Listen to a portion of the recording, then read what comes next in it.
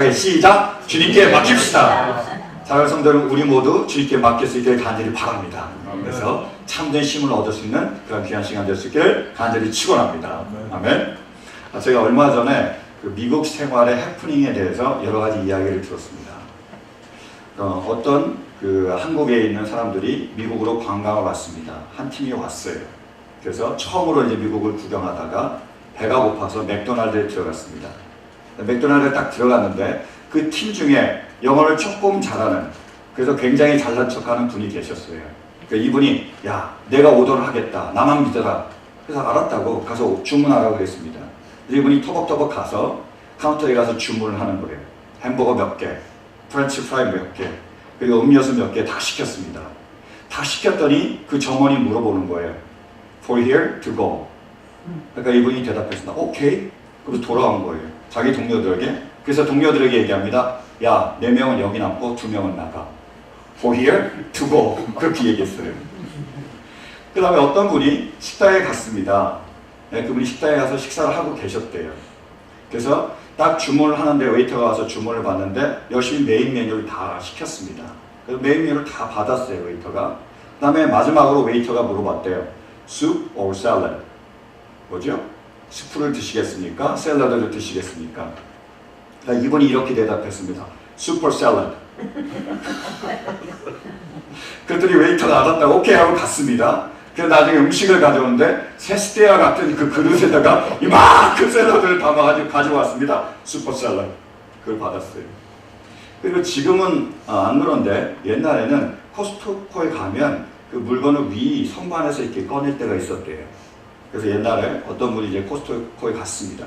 코스트코에 가서 이제 물건을 사려고 선반에서 물건을 꺼내는데 잘못해가지고 그 물건들이 우르르 다 떨어진 거예요, 자기 몸에. 그래서 딱 깔렸습니다. 너무 무겁진 않았지만 깔려 있었어요. 우르르 내려오니까 사람들이 무슨 일인가 하고 몰려들었습니다. 그래서 그분에게 딱 몰려드니까 창피하잖아요. 그래서 열심히 발음에 신경 써서 이렇게 얘기했답니다. May I help you? 깔려가지고 자기가 지금 안에 있는데 May I help you? 도와주긴 뭘 도와줍니까? 그죠? 도움을 받아야지요. 그죠? Can you help me? 이래야 되는데 누워가지고 May I help you? 이렇게 얘기를 했습니다. 제가 그 얘기를 듣고 많이 웃었는데요. 그러면서 한번 생각을 해봤습니다. 혹시 이것이 바로 우리의 신앙생활은 아닌가? 이런 생각을 해봤어요. 여러분, 하나님은요 우리의 아버지십니다. 그분은요 창조주세요. 전지하시며 전능하신 분입니다. 그분은 우리의 도움이 되시며 피난처가 되시며 우리의 모든 것을 해결해 주실 수 있는 분이십니다. 근데 우리가 혹시 이 아버지께 나와 그렇게 얘기하는 거 아닙니까? May I help you? 어떠세요? 여러분, 우리가 하나님을 도와드려야 됩니까? 아니에요. 하나님이 우리를 도와주시는 거예요. 그럼 우리가 하나님께 나와 해야 될 말이 뭐죠? Can you help me? Please? 이거 아닙니까? 그래서 주님은 오늘 우리에게 말씀하시는 거예요. 뭐예요? 수고하고 무거운 짐진 자들아 다 내게 오라. 내가 너희를 쉬게 하리라. 사랑하는 성도 여러분, 이 주님의 말씀을 우리 모두 아멘으로 받을 수 있길 바랍니다. 그래서 이 시간 주님께 나와 우리의 짐을 다 내려놓을 수 있길 바라요. 여러분, 인생에서 우리의 짐이 무엇입니까? 혹시 우리의 자녀입니까? 아니면 우리의 부모입니까? 우리의 재정입니까? 건강입니까? 관계입니까? 그것이 무엇이든 간에 이 시간 그 모든 것을 주님께 나와 내려놓으며 주님께 묻기를 바랍니다. Can you help me? 그래서 주님 안에서 참된 쉼을 얻을 수 있기를 간절히 바랍니다. 여러분, 우리가 참된 쉼을 얻으려면 어떻게 해야 됩니까? 주님 우리에게 무엇이라고 말씀하고 계시죠? 오늘이요? 그게 29절 말씀이에요. 한번 보실까요? 29절이요?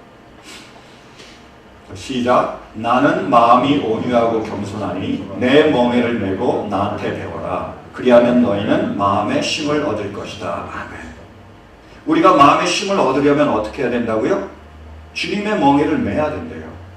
주님의 멍에를 맬 때에 우리의 마음이 쉼을 얻을 수가 있습니다. 여러분, 쉼을 얻기 원하십니까? 그렇다면 이 시간 주님과 함께 멍에를 맬 수 있기를 간절히 바랍니다. 여러분, 멍에가 뭐죠? 우리가 잘 알듯이 멍에란 이 동물과 이 동물을 서로 연결해주는 틀입니다. 옛날에 우리가 밭 농사를 할 때 소를 이용해서 밭을 갈잖아요.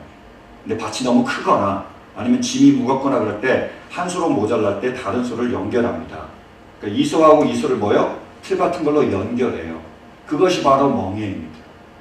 그러니까 주님과 함께 우리가 멍에를 맨다라는 말이 무슨 말이죠? 주님과 함께 짐을 나누는 거예요. 두 마리 소가 함께 밭을 갈듯이, 두 마리 소가 짐을 함께 나누듯이 우리도 이제 주님과 함께 그 멍에를 매면 주님과 함께 짐을 나눌 수 있다는 거예요. 주님은 우리가 짐을 나누기를 원합니다. 그래서 우리의 짐은 우리가 지되 주님의 짐은 주님께서 지시겠다는 거예요. 여러분, 주님이 지셔야지 그 짐을 우리가 혹시 지고 있는 것은 아닙니까? 그렇다면 이 시간 주님께 주님의 짐을 맡겨드릴 수 있는 우리 모두가 될 수 있기를 간절히 바랍니다. 그러면 주님께서 이루신다는 거예요. 유대 백성은 하나님의 백성입니다. 그들은요, 하나님만을 섬기고 그리고 하나님의 말씀대로 살아야 됩니다. 근데 그들이 그렇지 못했어요. 그래서요, 우상을 섬겼고요, 하나님의 말씀에 불순종했습니다. 자, 하나님이 그들을 징계하시고 바벨론의 포로가 되게 하셨습니다. 1차, 2차, 3차에 걸려서 바빌론으로 다 끌려가게 하셨어요. 다 바빌론으로 끌려갔습니다. 근데 70년이 되니까 다시 돌아오게 하셨어요. 1차, 2차, 3차 똑같이 다시 돌아왔습니다. 그래서 그들이 돌아와서 예루살렘에서 제일 먼저 한 일이 무엇이죠? 바로 무너졌던 제단을 다시 세우고요, 무너졌던 성전을 다시 세웠습니다. 그것이 그들이 한 일이에요. 근데 여러분, 무너졌던 예배를 회복하고 무너졌던 성전을 세우는 것, 그것을 시작하신 분이 누구시죠? 하나님이시라는 것. 에스라서 1장에 보면 흥미로운 구절 하나가 나옵니다. 한번 보실까요? 에스라서 1장이요. 에스라서 1장. 자, 시작. 페르시아 왕 고레스가 왕위에 오른 첫 해이다. 주님께서는 예레미야를 시켜서 하신 말씀을 이루시려고 페르시아 왕 고레스의 마음을 감동시키셨다. 고레스는 온 나라에 명령을 내리고 그것을 다음과 같이 조서로 써서 돌렸다. 페르시아 왕 고레스는 다음과 같이 선포한다. 하늘의 주 하나님이 나에게 이 땅에 있는 모든 나라를 주셔서 다스리게 하셨다. 또 유다에 있는 예루살렘에 그의 성전을 지으라고 명하셨다. 이 나라 사람 가운데서 하나님을 섬기는 모든 사람은 유다에 있는 예루살렘으로 올라가서 그곳에 계시는 하나님, 곧 주 이스라엘의 하나님의 성전을 지어라. 그 백성에게 하나님이 함께 계시기를 빈다. 아멘. 이것이 굉장히 흥미롭다는 거예요. 페르시아의 고레스가 바빌론 제국을 멸망시켰습니다. 무너뜨렸어요. 그리고 그 위에다가 페르시아라는 제국을 세웠습니다. 그래서 고레스가 페르시아라는 제국을 세우고 그 첫 해 가장 먼저 한 일이 뭐라고요? 유대 백성을, 그들의 노예를 풀어준 겁니다. 니네 땅으로 돌아가라는 거예요. 그래서 거기서 성전을 지으라는 거예요. 여러분, 제국을 새로 지었는데 그 사람이 지금 가장 필요한 게 뭐죠? 일꾼입니다. 노예가 많으면 많을수록 좋습니까? 없으면 없을수록 좋습니까? 많으면 많을수록 좋아요. 그들이 열심히 일해야 그것을 짓는 데 도움이 됩니다. 그래서 이집트의 바로가 그 출애굽에서 그토록 이스라엘 백성들을 안 보내려고 했던 이유가 뭐죠? 나가면 일할 사람이 없잖아요. 여러분, 지금 이 미국 땅에서 누가 가장 많은 일들을 하고 있고 가장 정말로 하기 힘든 일들을 하고 있죠? 이민자들이에요. 그들이 다 나가면 어떻게 됩니까? 누가 일합니까? 그래서 자꾸 이민자를 우호하는 정책들이 계속 나오는 이유가 그거예요. 없으면 안 됩니다. 근데 희한한 건 뭐냐면 지금 고레스는 페르시아 제국 세운 다음에 거꾸로 하고 있습니다. 노예들 다 보내주는 거예요.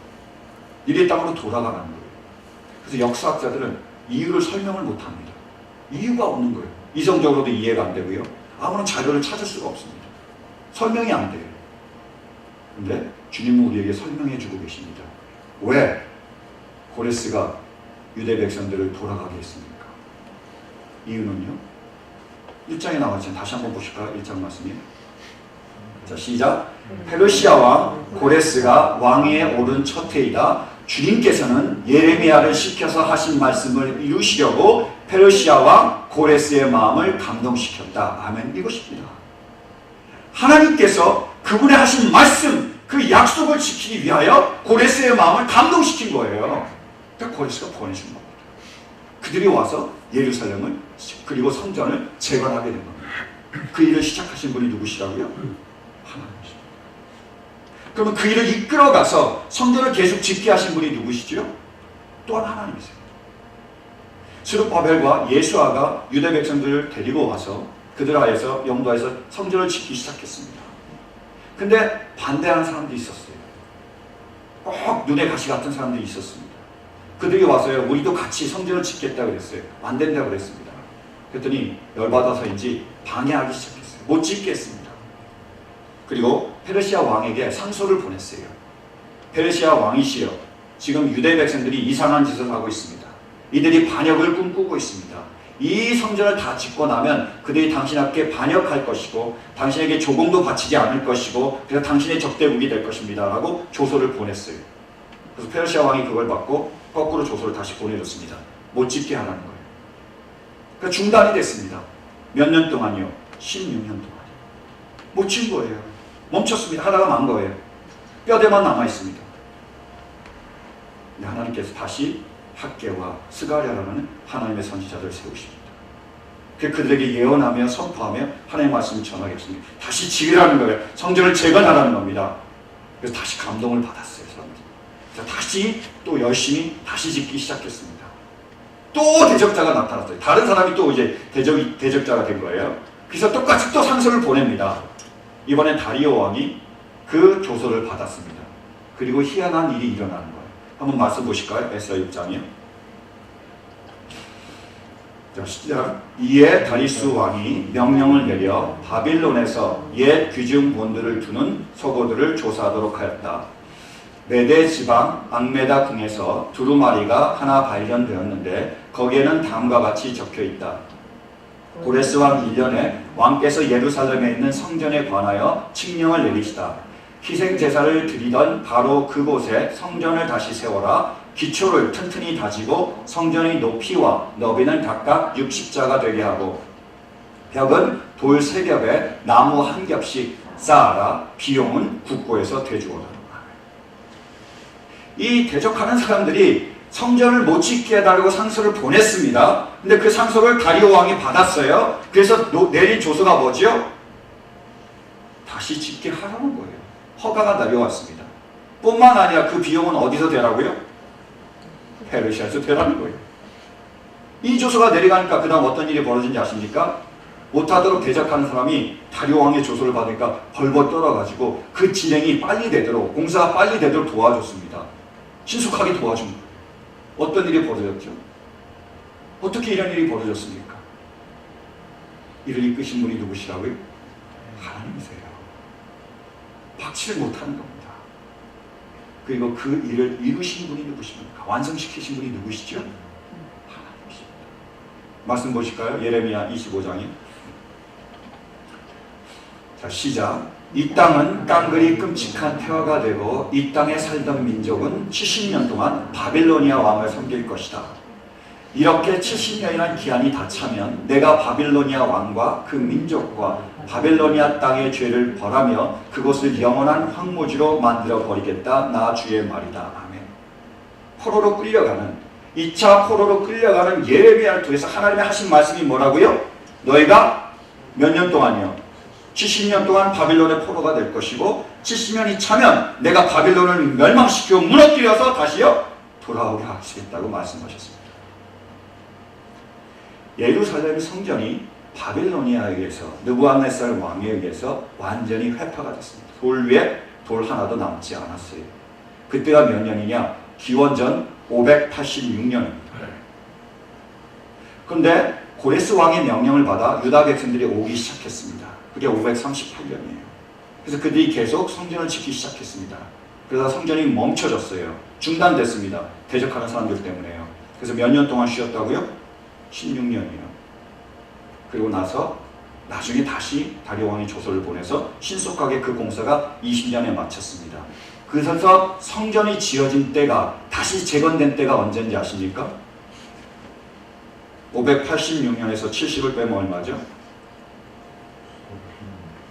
우리는 수학은 강한데 산수는 약합니다. 586년에서 70을 빼면요 516년. 유대 백성들은 성전을 지으려 이렇게 생각했을지도 모릅니다. 하나님 성전을 지으래매요. 우리를 보내셨지 않습니까? 우리가 그 명령을 받아서 여기에 왔습니다. 성전을 짓는데 왜 대적자들을 보내십니까? 왜 그들이 조소를 보내게 하십니까? 왜 이걸 중단시키게 하십니까? 그들이 하나님께 이렇게 물어봤을지도 모를 거예요. 그리고 16년 동안 성전이 지어지지 못했습니다. 하나님 언제까지 기다립니까? 1년이면 우리가 참을 수 있겠습니다. 2년도 버틸만 해요. 3년도 아니고 4년도 아니고 5년도 아니고 몇 년 동안이요? 16년 동안 다시 지을 수가 없는 거예요. 실망했을 거예요. 낭망했을 겁니다. 근데 하나님이 다시 보내서 짓게 하셨어요. 언제요? 516년에요. 586년부터 516년까지 몇 년이라고요? 16년. 누가 이루셨습니까? 하나님께서 열면요 닫을 자가 없습니다. 하나님께서 닫으면 열 자가 없습니다. 하나님만이 참 하나님이세요. 하나님은 그 모든 것을 시작하시고 이끌어 가시고 이루시는 분이십니다. 여러분 우리의 하나님이 그런 하나님이신 줄 믿으십니까? 이거는 500년, 기원전 500년에 있었던 유대 사람들의 이야기뿐만이 아니라 지금 이 시대를 살고 있는 바로 우리들의 이야기입니다. 왜요? 하나님은 우리 가운데 살아계시기 때문에, 그리고 지금도 역사하시기 때문에. 저희가 작년에 멕시코로 선교를 갔습니다. 그래서 예수님의 선교회를 도와 그 여름 선교학교를 도와줬고요. 그리고 핫도그도 맛있게 만들어줬고요. 저희가 준비한 선물도 드렸어요. 애들이 너무 좋아하더라고요. 근데 그 선교 사역을 하면서 저는 우리 교회의 선교의 방향 그리고 어떤 길로 가야 될지를 보게 됐습니다. 보여주셨어요. 그 여름 선교학교 때문에 거기는 이스라엘 목사님이 담임 목사님이 아이들에게 설교를 하고 있었습니다. 물론 스페니쉬였어요. 제가 스페니쉬를 모릅니다. 그래서 다 알아듣진 못했어요. 근데 제가 프랑스어를 전공했기 때문에 약간 알아들을 수 있는 단어들과 말들이 있었어요. 근데 이분이 가장 중요한 게 뭐냐 하면 애들에게 이렇게 얘기하더라고요. 너희는 의사가 되어야 된다. 너희는 변호사가 되어야 된다. 너희는 목사가 되어야 된다. 그래서 너희 가정을 변화시키고 이 지역을 변화시키고 이 나라를 변화시켜야 된다라고 아주 열띠게 얘기를 하시더라고요. 들렸습니다. 느껴졌어요. 제가 알았습니다. 우리 교회를 선교 사역은 핫도그를 주고 옷을 전해주는 것이 아니라 이 아이들에게 교육을 시켜주고 그들에게 꿈과 비전을 전해주시는 거구나. 그걸 알게 됐습니다. 돌아와서 당회 함께 기도하면서 우리 교회의 3가지 선교 전략을 정했습니다. 첫 번째는 뭐냐? 멕시코에 선교센터를 세우는 거예요. 세계 선교의 중심이 됐으면 선교센터를 세우는 겁니다. 두 번째는요, 그 선교센터를 통해서 우리 아이들에게 기술과 신앙을 전수하는 거예요. 이 미국에서 은퇴한 많은 성도님들이 계시잖아요. 목사님들이 계시잖아요. 그분들이 멕시코로 가는 거예요. 거기에서 기술이 필요한 아이들이 있잖아요. 믿음이 필요한 아이들이 있잖아요. 구원을 기다리는 아이들이 있잖아요. 그 아이들을 연결시켜주는 거예요. 그 센터에서요. 그래서 기술도 가르쳐주고 성경도 가르쳐주고 그래서 하나가 되는 거예요. 그리고 선교에 가지 못하는, 멕시코에 가지 못하는 그 성도님들은 한 가정이 멕시코에 있는 한 아이를 입양을 하는 거예요. 믿음으로. 진짜 데려오는 게 아니고 믿음으로 그 아이를 입양하는 겁니다. 그래서요, 그 아이를 위해서 기도해주고 그 아이를 위해서 우리의 물질을 나눠주는 거예요. 우리가 영적으로 그 아이를 양육하는 거예요. 이걸 해야 되겠다 하고 결심하게 됐습니다. 그래서 당에서 결정을 했어요. 이렇게 해야 되겠다. 찾고 있고 기도하는 중이었습니다. 근데 얼마 전에 우리 근처에 있는 교제하는 목사님 한 분이 멕시코에 있는 한 선교사님을 소개시켜 주셨어요. 이분이 멕시코에서 거의 10년 가까이 선교를 하고 계시고 그리고 스페니쉬를 퍼펙트하게 잘하신대요. 잘됐다 라고 생각해서 그분을 만나려고 우리 지역에 있는 여러 목사님들과 함께 밴을 타고 샌디에고까지 내려갔습니다. 2시간 반, 3시간 걸렸어요. 그분은 멕시코에서 오시고요. 그냥 같이 만난 거예요. 근데 만나서 그 밴을 타고 만나러 내려가는 중에 그 차에서 어떤 목사님이 물어보시더라고요. 불임교회가 선교하기 원하는데 그래서 우리가 내려가는데 불임교회 선교의 방향이 무엇입니까? 어떻게 선교하고 싶으세요? 여쭤보시더라고요. 제가 뭐라고 대답했을까요? 3가지입니다. 하나가 뭐지요? 선교센터. 둘은요? 기술, 세 번째는요, 입양. 이걸 하길 원합니다. 라고 얘기를 했어요. 그리고 제가 덧붙여서 말씀을 드렸습니다. 저는 우리에게 이 꿈을 주신 하나님께서 이미 이 일을 시작하셨는 줄로 믿습니다. 그래서 우리가 멕시코에 가서 하고자 하는 것은 거기서 그 일을 시작하는 것이 아니라 이미 시작하신 하나님을 만나고 그리고 그 가운데서 역사하시는 그 선교사님을 만나서 그분과 함께 동역하고 싶습니다. 이렇게 얘기를 했어요. 얼굴을 보니까 이러시더라고요. 내려갔습니다. 그분을 만났어요. 선교사님과 사모님과 1살 정도 되는 딸, 담비라는 딸이 왔더라고요. 그래서 우리가 식사를 하면서 여쭤봤습니다. 선교사님 어떻게 사역을 하고 계세요? 했더니 그분이 그러시더라고요. 저희가 지금 선교센터를 지으려고 하고 있습니다. 그래서 제 아내가 미국에서 10년 동안 열심히 벌어온 돈, 저축한 돈을 다 내가지고 땅을 샀습니다. 그래서 조금씩 그 센터를 지어가고 있습니다. 그리고 우리 아이들에게 복음을 전하다 보니까 이 아이들이 복음도 필요하지만 그 기술과 교육이 참 필요한 것 같습니다. 양육이 필요한 것 같아요. 그래서 이 센터를 통해서 이 아이들에게 기술을 가르쳐주고 싶습니다. 근데 선태가 지금 다 안 됐으니까 장소가 없으니까 우리 집에서라도 지금 시작하겠습니다. 그래서 3명의 부모에게 이미 동의를 얻었고요. 그 아이들 데려다가 가르치려고 하고 있는 중에 있어요. 그리고 얘기하시더라고요. 한 아이의 예를 들어줬습니다. 이 아이가 있는데 머리는 똑똑한데 말썽을 많이 피워요. 그래서요, 과자 먹다가 막 애들 패기도 하고요, 안 주면. 그리고 도둑질을 많이 합니다. 그래서 안 되잖아요. 그래서 선교사님이 이 아이를 잡아다가 얘기를 했습니다. 야, 너 도둑질은 나쁜 짓이잖아. 그럼 어떻게 하냐? 그러다가 감옥에 가면 어떻게 할래? 라고 물어봤더니 그 아이가 나 감옥 가고 싶어요. 이유는 뭐냐? 이 아이의 형제가 5명입니다. 3명은 자기 엄마가 낳은 친형제고요. 2명은 새아빠가 데려온 그런 형제예요. 근데 이 아빠가 한 달에 얼마를 벌어오냐 하면 50불을 벌어옵니다. 그 50불 벌어와서 5명이 다 사는 거예요. 삼성이 되십니까? 50불 가지고요. 그래서 무슨 일만 생기면 이 엄마가 자기의 아이들을 패는 거예요. 새아빠의 아이들 못 패고요. 그래서 힘이 없으니까 주먹이 안 되니까 허리띠를 패가지고 때리고 안 되면 전기줄을 들어서 때린대요. 싫다는 거지. 그래서 감옥에 가면 안 맞잖아요. 감옥에 가고 싶더라고요. 그 선교사님이 얘기하시는 거예요. 이런 아이들을 돌봐줄 누군가가 필요합니다. 정말 이 아이들을 위해서 기도해주고 물질로 후원해주고 이 아이들을 양육할 수 있는 사람을 우리가 찾고 있습니다. 라고 얘기하셨어요. 그러니까 같이 갔던 우리 교회 그 선교사역을 들었던 목사님들이 놀라시는 거예요. 농담을 얘기하시더라고요. 혹시 오는 도중에 전화했냐고요. 녹음했냐고 그러시더라고요. 진짜 그렇게 얘기하셨어요. 저도 놀랐습니다. 그래서 제가 우리 교회의 선교 3가지 목표를 그 선교사님께 말씀을 드렸어요. 그 선교사님이 너무 좋아하시더라고요. 자기가 힘들고 어려울 때가 있는데 역시 하나님은 살아계시다고 다시 한번 소망을 발견하게 됐다고 기뻐하셨습니다. 저희가 지금 블루 프린트도 청사진도 다 받았어요. 어떻게 할지를.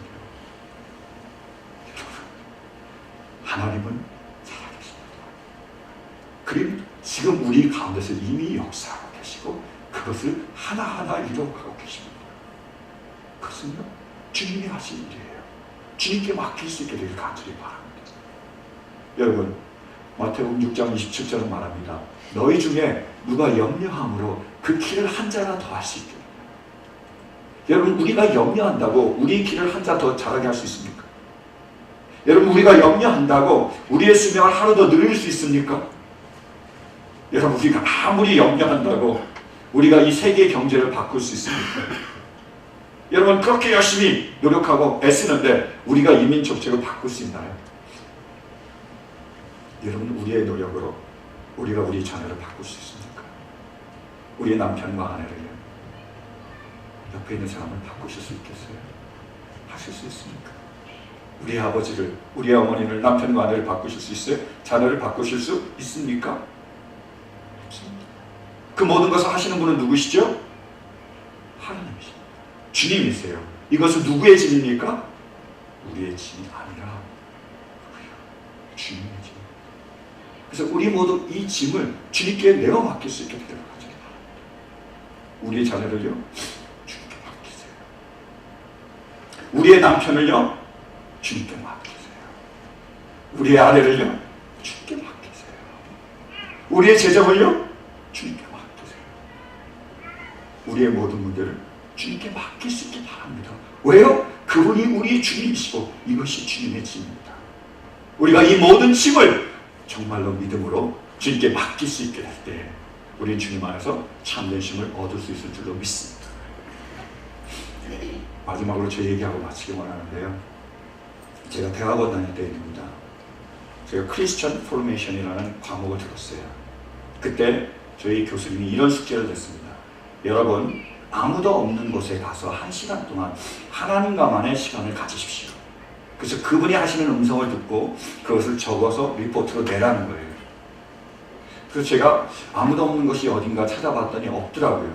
그래서 그냥 사람이 많이 없는 공원에 갔습니다. 그래서 공원에 가서 열심히 하나님의 음성을 들으려고 했어요. 1시간 동안요.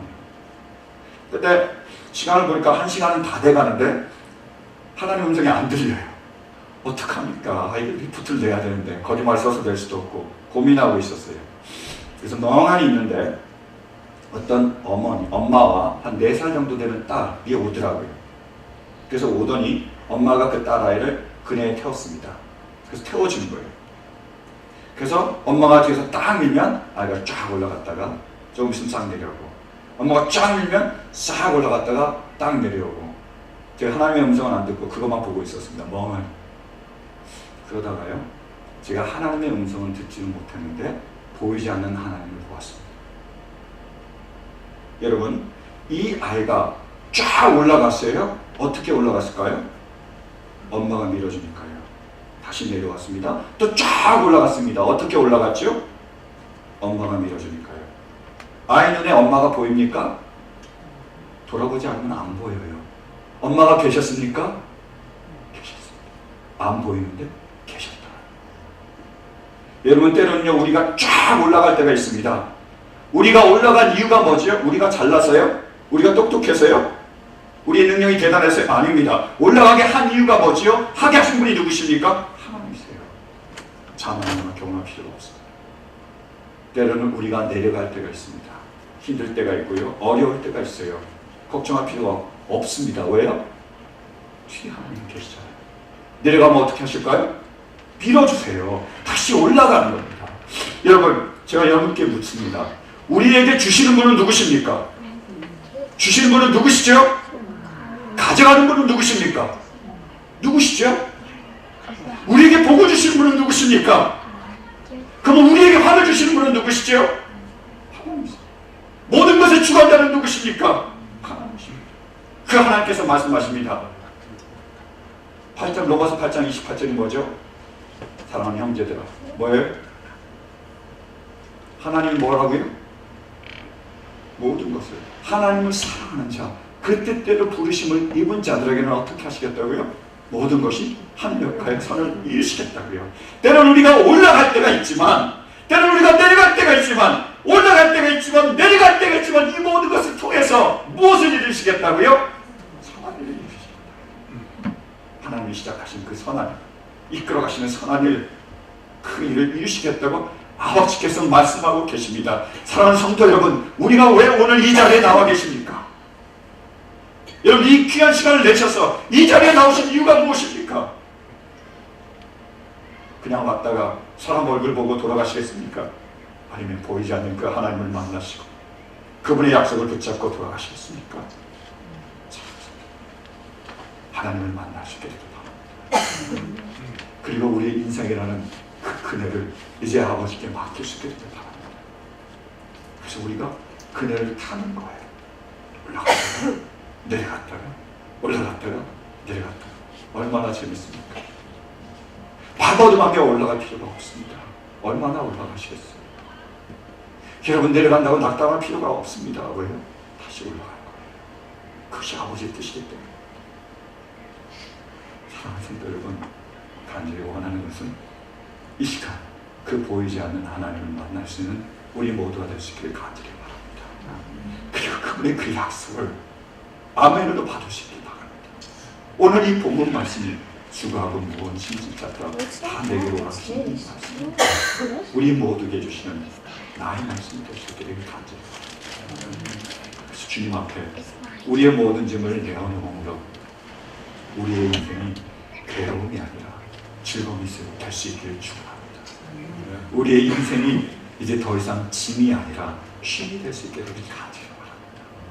주님 안에서 우리의 인생을 즐기시고 하나님이 이루신 놀라운 일들을 통하여 감탄하며 감격하며 감사함으로 나아가는 우리 모두가 될 수 있기를 간절히 바랍니다. 참된 쉼이 있을 수 있기를 간절히 축원합니다. 우리 시간 함께 기도하시겠습니다.